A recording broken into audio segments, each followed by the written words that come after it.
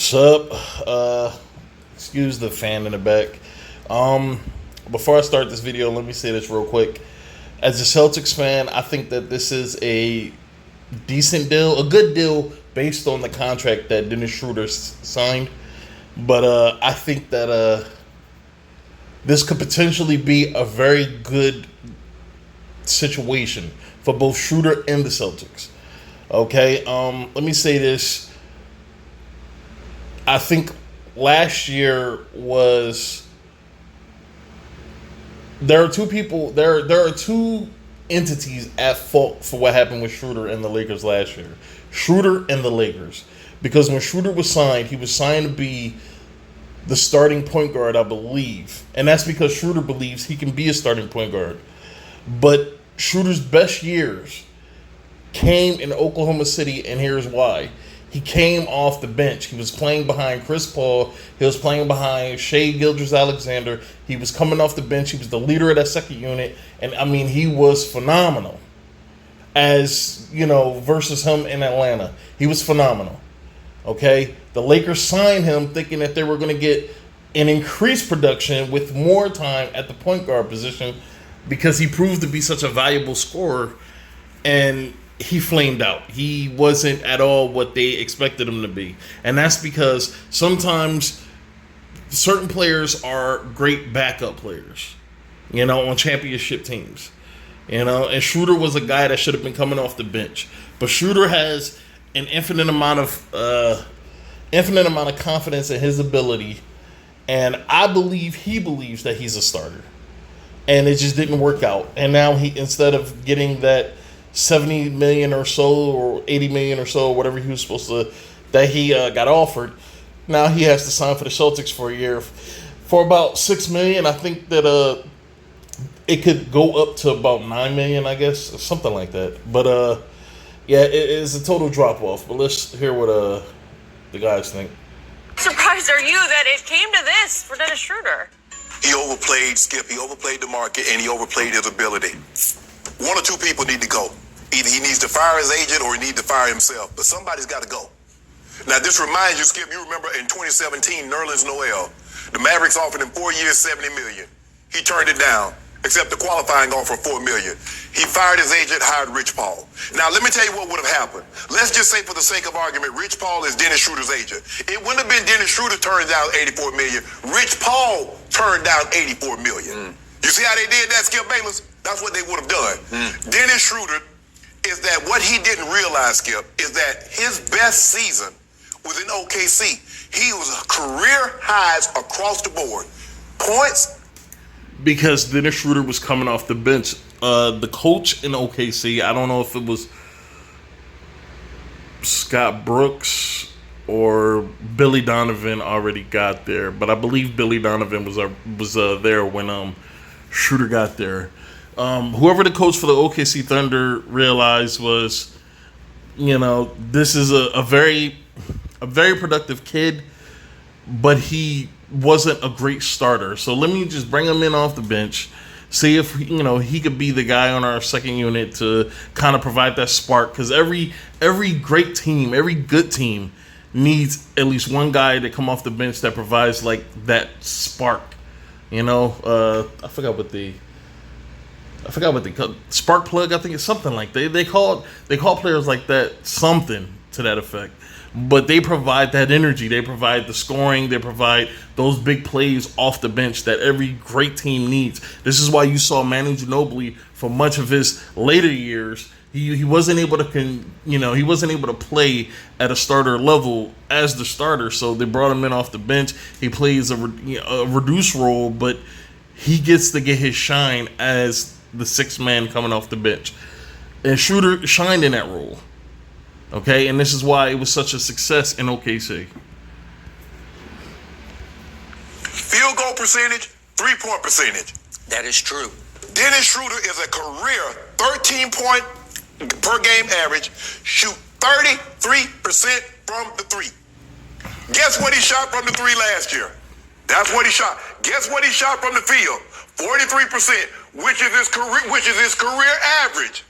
But what he was doing was pocket watching everybody else to see what Let me say this just to add on to what Shannon is saying.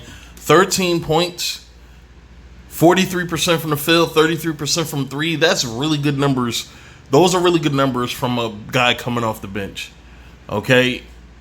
You're not expecting a guy coming off the bench to shoot 45% from the field. 45% from the three. You're not expecting them to shoot 50% from the field. You're expecting them to give you anywhere between 10 to 15 points.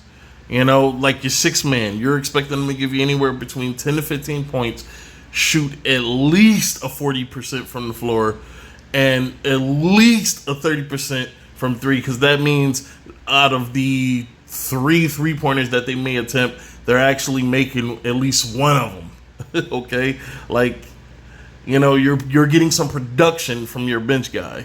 Like, that's what you need. You don't need a guy to shoot the score 20 points, averaging, 50% from the field and 40% from the 3-point line. Like, those are really good numbers. Like, you wouldn't expect that from a bench guy. So I think the Lakers screwed up. I think Schroeder overestimated his ability as a starter. But this is what these players, this is what they go through mentally, because they believe that they're some of the best, players in the world. The guy at the end of the bench thinks that if he gets enough time, he could be better than any player that's on his team. That's the level of confidence that some of these players have, and Schroeder's one of them. They got 4 years, $84 million guaranteed. Remember, he came to us, Skip. Now, he came up the bench. The past 2 years, played great. I'm a starter. I've done the coming off the bench thing. I'm a starter. What he said when he got to L.A. Yeah. Now look at it. Mm-hmm. Now everybody talking about, well, maybe he didn't want to. And that's why I say the Lakers and Schroeder are at fault here, because even though Schroeder believes that he could be a starter in the NBA, even though he hasn't shown that he could, the Lakers should have said, listen, we brought you in to be productive. We don't think that it's in our best interest to let you be a starter. Because in your career, you've proven that you are far less effective as a starter than you are coming off the bench. Sometimes, and coaches will use this when it benefits them. We have to save the player from themselves. Well, you should have saved Schroeder from himself. Maybe your team would have been better. They were broad. Bull jive. He gagged this one. Skip, you hear the term fumbling the bag. He fumbled the suitcase. They lost a whole airplane full of baggage. As a matter of fact, they lost the airplane. Mm.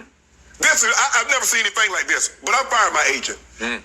Maybe the agent say, Dennis, is a good deal. He says, I want to go out there. But Skip, here's the point. We know Chris Paul, Kyle Lowry, Lonzo Ball, Mike Conley, Spencer Dinwiddie, Reggie Jackson. Had he had the playoff run Reggie Jackson had, he might have could have got some money. Reggie Jackson played himself because he played on the minimum. Reggie Jackson balled out in the playoffs. Reggie Jackson got, 2 years, 12, 13, $14 million? He got the veterans, whatever that.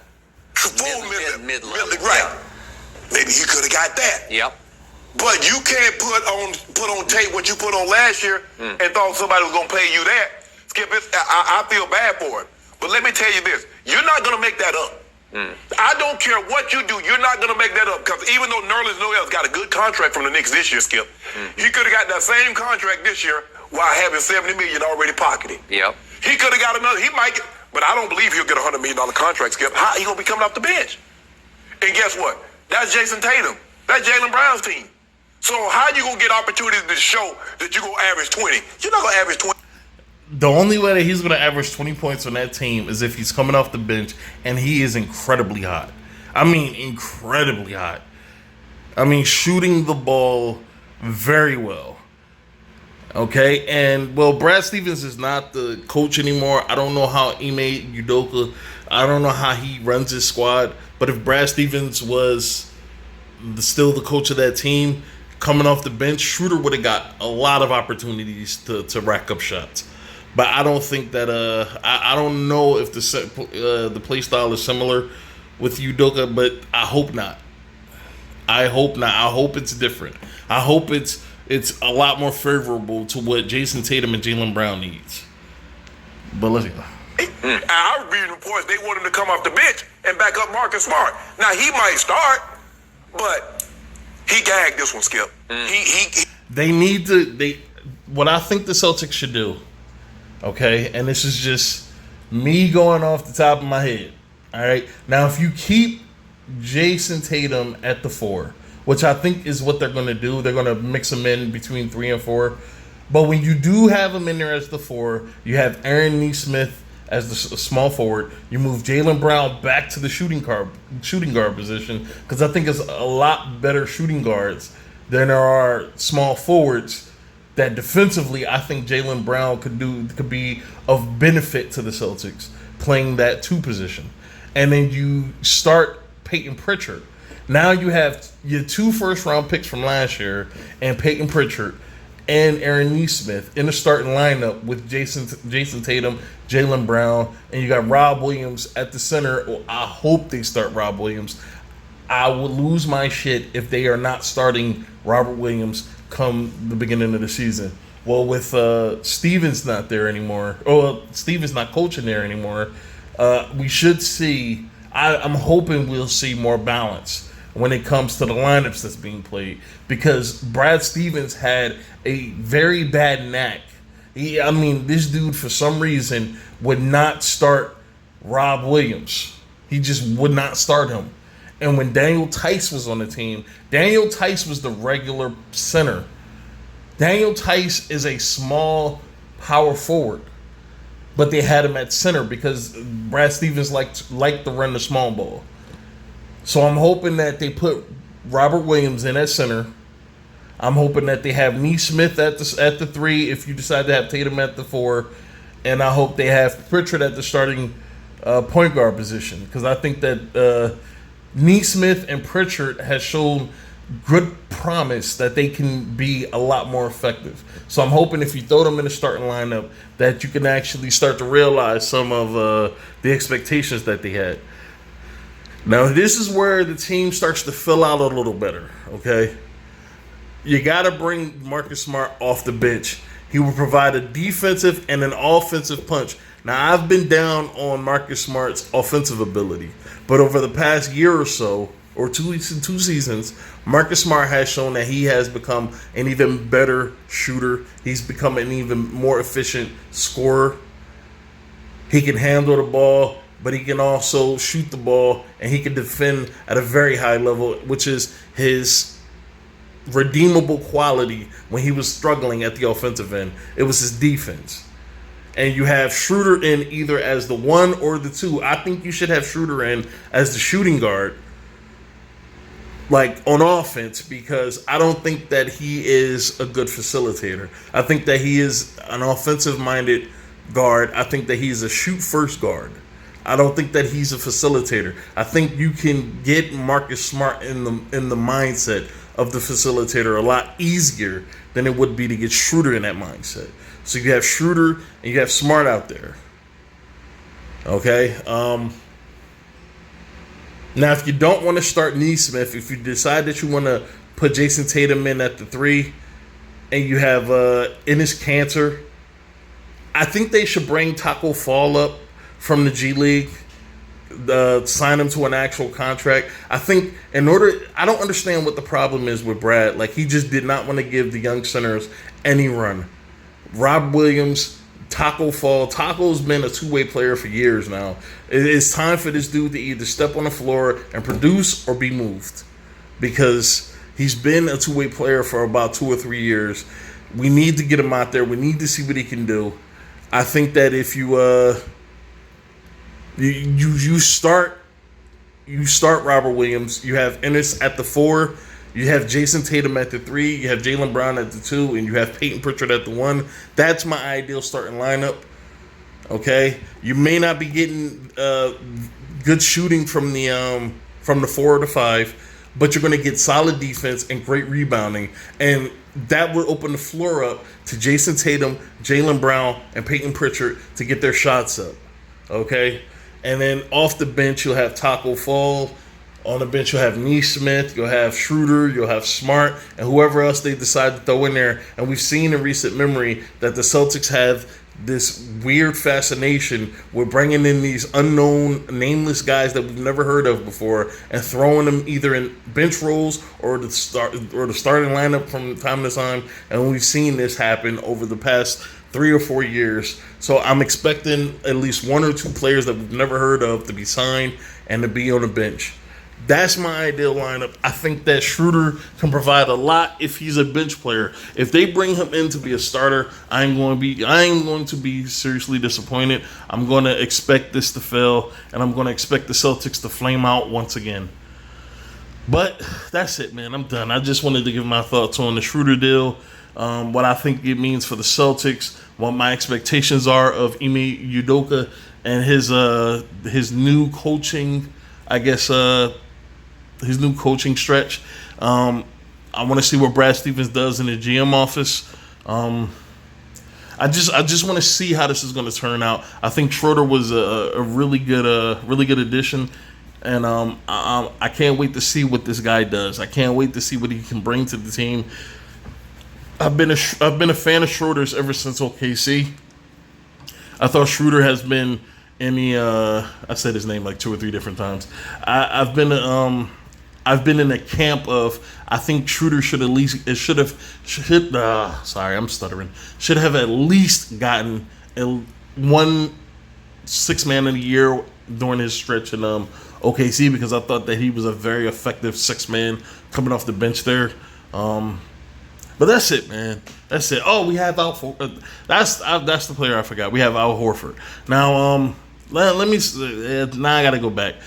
All right. So instead of having Cantor at the 4, they'll probably start Al Horford. But I think Al Horford will be better coming off the bench. We'll see, man. We'll see how this goes.